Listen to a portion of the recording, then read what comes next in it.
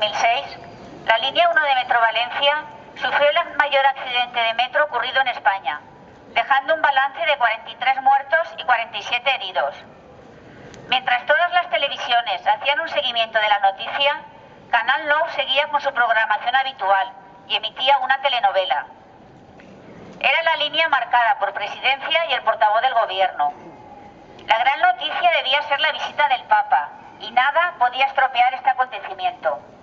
Así que la televisión valenciana minimizó el accidente tanto como pudo, tratando el accidente como una información de perfil bajo que no se tenía que cubrir. Y así ha seguido durante estos casi 7 años, ignorando cualquier noticia relacionada con el accidente, siguiendo las directrices de los responsables de Radio Televisión Valenciana, según el testimonio de Frederic Ferri, editor de informativos en 2006. 7 años en los que hemos tenido que luchar contra las trabas de la Administración, que nos obligó a quitarnos las camisetas negras que nos representan para poder asistir a un pleno del Ayuntamiento. Administración que nos ha negado el permiso para la utilización de la plaza, para poder conmemorar el aniversario del accidente, alegando ser zona de paso de turistas, y que impedimos el correcto desarrollo de los actos litúrgicos, cuando 2 semanas antes había tenido lugar una representación de bailes regionales. Ellos no molestan, nosotros sí.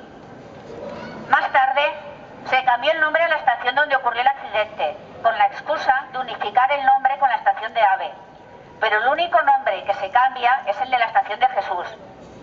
Mientras Xàtiva y Valent, cercanas a la estación del Norte, mantienen su nombre como seña de identidad, a la estación de Jesús se le quita el nombre que la asocia con la mayor tragedia ocurrida en Valencia desde la Pantana de Tous.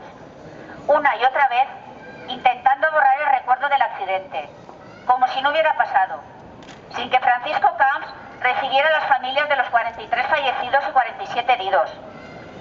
Bastaba con la visita que hizo en 2006, a los pocos días del accidente, el entonces conseller de Agricultura, Juan Cotino, y otros cargos y asesores de la Generalitat, algunas de estas familias, para ofrecerles trabajo a cambio de no personarse en la causa judicial.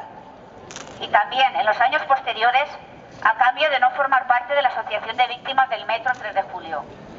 Eso es todo lo que el gobierno valenciano ofrece, pero a nosotros no nos vale. Nosotros queremos saber las verdaderas causas del accidente y que los responsables asuman su responsabilidad y eviten que vuelva a suceder. Seguimos esperando respuestas.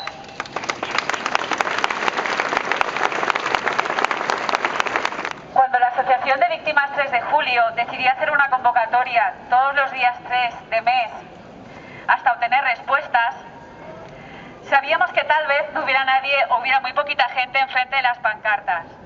Y al principio, cuando la estrategia del silencio tenía más fuerza que nuestras voces, recuerdo concentraciones en las que alguno de nosotros decidía ponerse ahí abajo para un poco equilibrar el número de personas. Poco a poco la estrategia del silencio se ha ido desmontando. La manipulación de la comisión parlamentaria, la ocultación de pruebas de Metro Valencia, el silencio de los canales públicos valencianos, la presión a las familias, entre otros temas, han ido saliendo a la luz pública.